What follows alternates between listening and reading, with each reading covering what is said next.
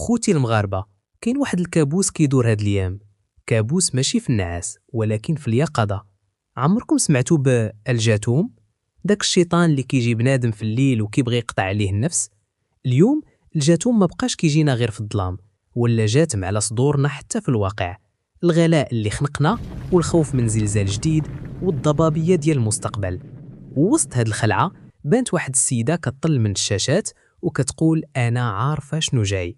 الناس كيسميوها سيدة التوقعات، ولكن الحقيقة أخطر من هكا. واش هاد الشي علم ولا هو إيحاء شيطاني من داك الجاثوم نيت باش يزيد يخلعنا ويتحكم في عقولنا؟ اليوم في قناة إنسكوبيكس غنحيدوا القناع على هاد اللعبة، وغنعرفوا علاش هاد التوقعات هي أخطر فخ كيطيح فيه المؤمن في زمن الفتنة. باش نفهموا البلان خاصنا نشوفوا كيفاش الشيطان كيلعب بينا.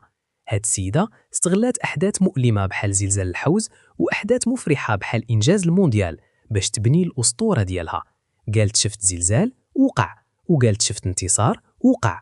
وهنا بنادم تصدم وقال صافي هاد السيدة مكشوف عليها الحجاب. ولكن في الدين ديالنا القضية واضحة. هاد الشي سميتو استراق السمع.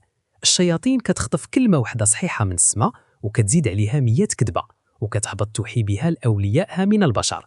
هي كتلوح لك عشرات التوقعات الغامضة، وملي كتصدق واحدة صدفة عقلك كينسى المرات اللي كذبات فيهم وكيتفكر غير ديك المرة اللي صدقات.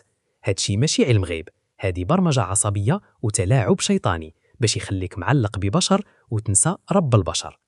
دابا ملي كنشوفوا الغلاء والشباب اللي باغي يهاجر والاحتجاجات، بزاف كيقولوا راه ليلى قالتها.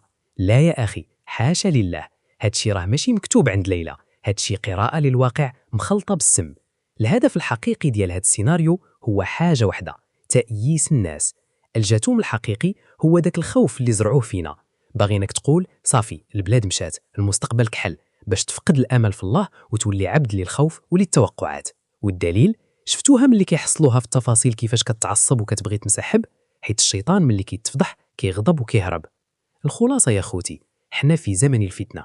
الزلزال والغلاء هما آيات باش نرجعوا لله، ماشي باش نتبعوا العرافين.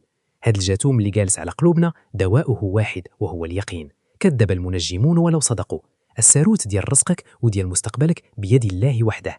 إلا بغيتي هاد الجاثوم يطير من حياتك، طفي التلفازة وشعل القرآن. بدل ما تقلب على توقعات 2025، قلب على جديد علاقتك مع الله. اللي معاه الله ما كيخافش من المستقبل. الله يثبتنا ويثبتكم على طريق الحق. والسلام عليكم.